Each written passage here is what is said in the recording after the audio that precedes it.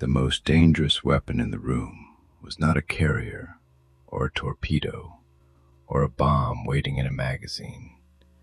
It was a guess. On September 6, 1941, inside the Imperial Conference in Tokyo, Emperor Hirohito opened a poem written by his great-grandfather.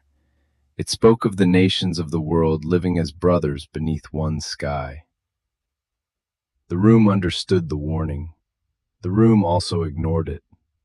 Around him sat the men who believed Japan could strike the United States so hard and so quickly that America would do the one thing their entire plan required: calculate, not rage, not mobilize, not cross the Pacific with everything it had. Just calculate the cost, look at the map, and decide the islands were not worth dying for. That was the bet.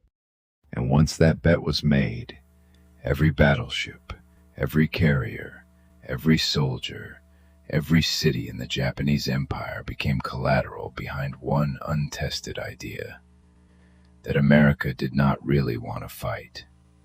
Hideki Tojo was not yet the symbol history would make him.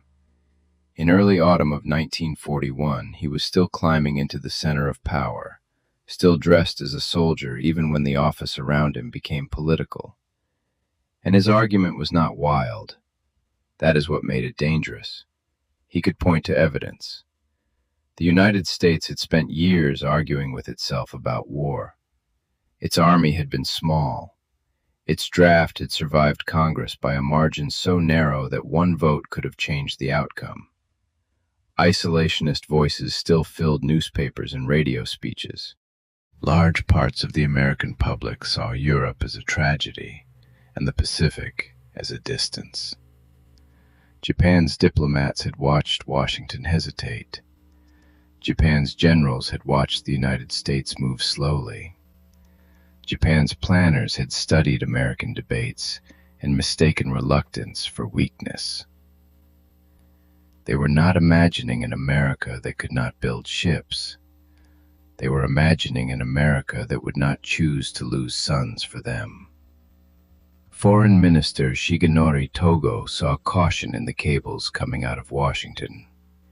General Hajime Sugiyama saw a window on the calendar. Japan needed oil. It needed rubber. It needed room to move before American industry turned fully toward war. The logic fit together neatly. Strike first. Cripple the Pacific Fleet. Seize the resource territories in Southeast Asia. Build a defensive wall across the ocean. Then wait for Washington to do the sensible thing. But there was one man in the Japanese Navy who had already seen the flaw. Admiral Isoroku Yamamoto had lived in the United States. He had studied there. He had traveled through it. He had seen its roads, its oil fields, its universities, and its factories. He understood something that could not be captured in a staff table. America could argue for a very long time before a war, but once the war became personal, the argument changed shape. Yamamoto knew Japan could win openings. He did not believe Japan could win the ending. He had warned privately that a war with the United States meant trying to dictate terms in Washington, and he did not think Japan could do that. But warnings are weaker than orders. Yamamoto was not asked whether the entire political assumption was true. He was asked to produce an operation, so he gave them one, a blow against Pearl Harbor. Not a raid for symbolism, not a gesture, a precise naval operation meant to shatter the American battle line before Japan drove south toward the Dutch East Indies, Malaya, the Philippines, and the resource lifelines of empire. The plan was technical, disciplined, and brilliant in its details. Its strategic soul was something far more fragile. It depended on the enemy reacting exactly as Japan hoped. The emperor asked whether the military was certain. Sugiyama answered that they were. It was the same kind of certainty he had offered in 1937, when the war in China was expected to be short. 4 years later, It was still burning. No one made that the center of the room. The conference moved on. The poem was folded back into the record. The silence ended, and the war plan continued. By late November, the strike force was hidden in the northern fog of Hitokapu Bay. 6 fleet carriers, hundreds of aircraft, battleships, cruisers, destroyers, tankers, and escorts spread across the gray water like a moving city that could not admit where it was going. The crews were not told the target until the plan had carried them too far to be casual. Radio operators stayed silent. Ships refueled at sea.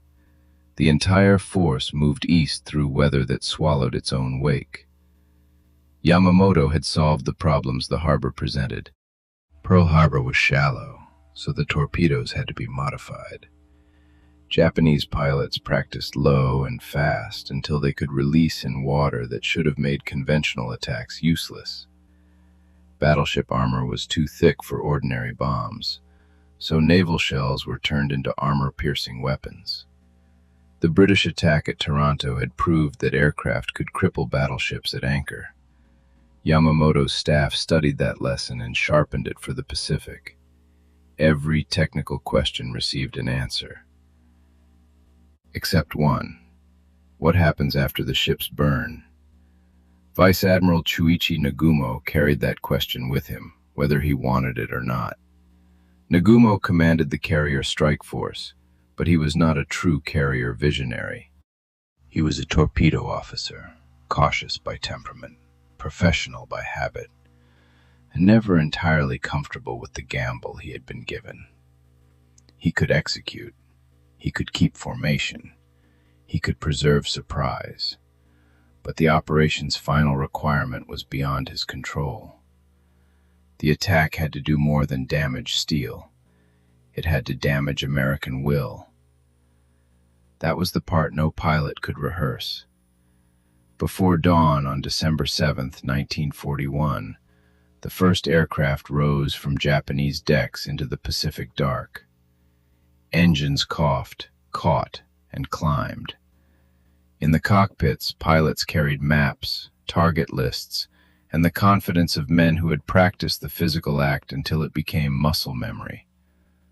Below them, Oahu was waking slowly into Sunday. At Pearl Harbor, battleships sat along Ford Island in neat rows. Airfields were exposed. Aircraft were parked close together. Many crews were still off duty, and the 3 American aircraft carriers assigned to the Pacific Fleet were not there.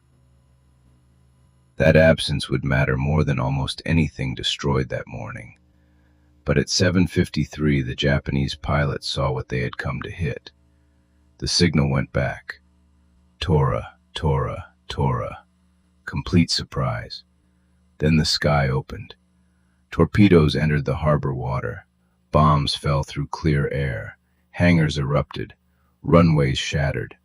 Men ran toward guns that were not yet ready, toward ships already listing, toward friends trapped below decks. The USS Arizona died in minutes when her forward magazine exploded. The Oklahoma rolled over. Smoke climbed into the Hawaiian morning so thick that distance disappeared inside it. By the time the second wave turned away, more than 2,400 Americans were dead. 8 battleships had been hit. The Pacific Fleet's battle line had been broken. If the mission was measured by what could be photographed from the air, Japan had achieved one of the most successful surprise attacks in naval history. But wars are not measured only by the first photograph. Nagumo now faced the decision that would haunt the operation forever. Launch a third strike or leave? Pearl Harbor's fuel tanks still stood. Its submarine base still functioned. Its repair yards and dry docks, the very things that could bring damaged ships back into service, remained largely intact. But the American carriers were missing. Nagumo did not know where they were. He did not know whether American aircraft were already searching. His own force was hundreds of miles from safety, carrying the carriers Japan could not afford to lose. So he withdrew. It was not cowardice. It was a military judgment. But it meant the material skeleton of American Pacific power survived the morning. The oil survived. The repair capacity survived. The submarines survived. And the carriers, the new center of naval war, were still alive somewhere beyond the horizon. In Washington, the news arrived broken. A message here, a call there, a phrase too impossible to accept the first time it was read. Attack on Pearl Harbor. This is no drill. President Franklin Roosevelt did not convene a debate about whether the loss made resistance too expensive. That was the debate Tojo's strategy needed. It never happened. By the evening of December 7th, the question in Washington was not whether the country would fight. It was how fast the country could be turned into a weapon. Roosevelt drafted his address to Congress with brutal economy. 506 words. No long theory, no diplomatic fog. Just a date, an attack, and a request for war. On December 8th, the Senate voted 82-0. The House voted 388-1. The single dissent came from Jeannette Rankin, a committed pacifist who had also opposed American entry into the First World War. That was the entire political fracture Japan had been counting on. One vote. The America described in Tokyo's planning rooms had not appeared. The country that had argued against distant wars had changed the moment war arrived without warning at an American harbor. Japan had read the silence before the storm as emptiness. It was not emptiness, it was pressure, and now it had been released. Yamamoto understood the meaning almost immediately. The fleet had struck the target, the operation had worked, and still the thing it was supposed to produce had failed to appear. No negotiated hesitation, no national paralysis, no weighing of island costs against blood. Instead, shipyards began to shift, factories began to convert, training programs began to swell. A democracy that had moved slowly while it argued now moved with terrifying momentum because the argument was over. Japan's southern advance continued. Malaya, Hong Kong, the Philippines, the Dutch East Indies. Oil fields, rubber plantations, airfields, harbors, and roads fell into Japan's grasp at a speed that made the larger strategy look successful from a distance. By spring 1942, the empire had the perimeter it wanted. On maps, it looked enormous. From Burma across the Indies, through the Central Pacific, and north toward the Aleutians, Japan had drawn a shield around its conquests. But a shield is only strong if the attacker tires before the defender breaks. America was not tiring. It was just arriving. In April 1942, the USS Hornet carried 16 Army B-25 bombers into waters Japan had believed were safely beyond such a threat. The planes were not supposed to be able to do what they did. They launched from a carrier. They crossed the sea. They reached Tokyo. The physical damage was limited. The psychological damage was not. Bombs had fallen on the Japanese home islands only months after Pearl Harbor. For Yamamoto, the message was unmistakable. The American carriers that escaped destruction had become a problem Japan could not leave unsolved. So he designed the next trap, Midway. The idea was to strike the atoll, draw out the remaining American carriers, and destroy them in a decisive engagement before American production could bury Japan in replacements. But this time, the assumption belonged to Japan. Japanese planners assumed the enemy would not know where the blow was falling. The enemy knew. At Station Hypo in Pearl Harbor, American codebreakers under Commander Joseph Rochefort had been pulling meaning out of Japanese naval traffic piece by piece. By late May 1942, Admiral Chester Nimitz understood enough to gamble his smaller force on ambush. Japan came to Midway expecting to spring a trap. Nimitz put the trap where Japan was going. On June 4th, Japanese carrier decks became the worst possible place in the world to be.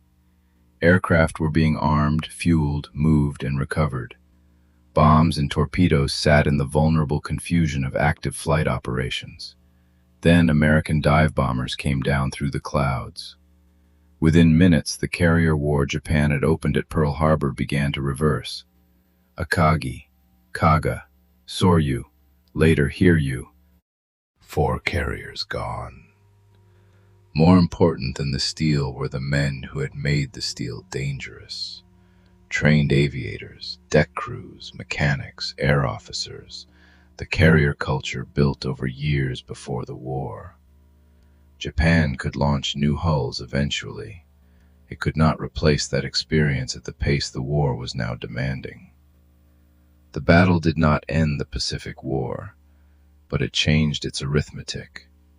From that point on, Japan was no longer racing America before the giant woke. The giant was awake, and Japan had lost the stopwatch. Then came Guadalcanal. In August 1942, American Marines landed on an unfinished airfield in the southern Solomons and held on. What followed was not the clean, decisive battle planners preferred.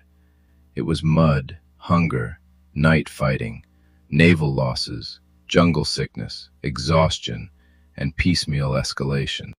Japan pushed men into the campaign, then ships, then aircraft, enough to bleed, not enough to decide. The Americans did the same at first, then more again. That was the pattern Tojo's original theory had not respected. America did not need every decision to be elegant. It needed enough production, enough replacement crews, enough fuel, enough transports, enough time. And it had them. By February 1943, Guadalcanal was no longer a Japanese position. It was a warning written in attrition. The perimeter could be pierced. The supposedly unbearable costs could be borne, and the word retreat could be avoided in official language, only for so long before reality supplied it anyway. Inside Japan's command system, bad news moved upward slowly and changed clothes on the way. Casualties became phrasing. Losses became temporary setbacks. Strategic collapse became difficult conditions. Officers did not have to invent an entirely false war. They only had to soften each piece until the total picture became false. That is how empires lie to themselves without one man having to write the lie in full. Tojo was still receiving reports. The emperor was still asking questions. The answers still contained facts. But facts arranged to avoid a conclusion can become their own deception. The Americans, meanwhile, were converting distance into machinery. New carriers entered the Pacific. New pilots completed training. Submarines strangled Japanese shipping routes. Oil taken from the Dutch East Indies still existed, but moving it to the home islands became more dangerous with every month. Japan had seized resources to buy time. America used time to build the means of cutting those resources away. Yamamoto did not live to see the final version of the disaster he had feared. In April 1943, American fighters intercepted his transport aircraft over Bougainville after U.S. intelligence decoded his travel schedule. The man who understood the industrial danger better than almost anyone in Tokyo was gone. The arithmetic remained. By 1944, The war was no longer a question of whether America could cross the ocean. It was a question of where it would choose to cross next. The Gilberts, the Marshalls, the Solomons, then the Marianas. Saipan was the breaking point that could not be hidden inside careful language. The island fell on July 9th, 1944. It sat close enough to Tokyo for the new American B-29 superfortress to matter in a way no Japanese civilian could ignore for long. Tojo had promised that the inner defensive line would hold. It did not. He tried moving commanders. He tried issuing orders. He tried reshaping a crisis that had already been decided by 2 years of losses Japan could not replace. 9 days after Saipan fell, Tojo resigned. Not because the original mistake had been admitted, because the map had finally made the mistake impossible to disguise. But even then, Japan's final argument did not change as much as it should have. The army prepared for Ketsugo, the defense of the home islands.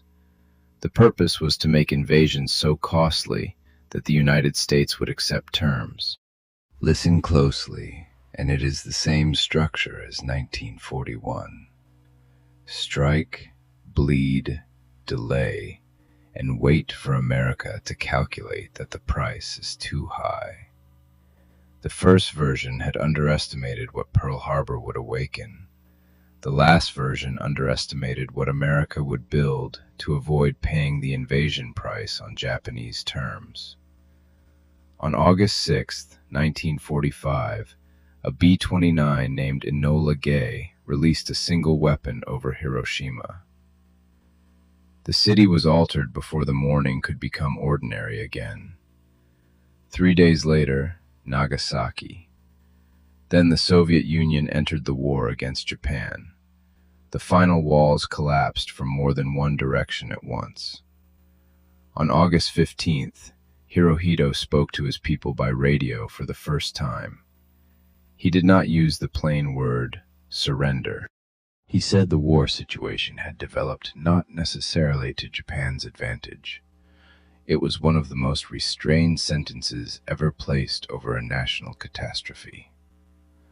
The formal surrender came aboard the USS Missouri on September 2, 1945. The empire that had gone to war to secure itself no longer existed as an empire. Its fleet was shattered. Its cities were burned. Its people were hungry. Its leaders were imprisoned, judged, or dead. Shigenori Togo, who had once seen hesitation in Washington and misread what it meant, was sentenced to 20 years at the Tokyo War Crimes Tribunal and died in prison. Hideki Tojo was hanged on December 23, 1948. And in the records of that September 1941 conference, the poem remains. A warning about nations beneath the same sky, a silence after it. Then the machinery of decision starting up again. Japan did not lose the Pacific War only because it failed to destroy enough ships at Pearl Harbor. It lost because it built a war plan around the reaction it wanted from America, not the reaction America was capable of. It struck a fleet and woke a country.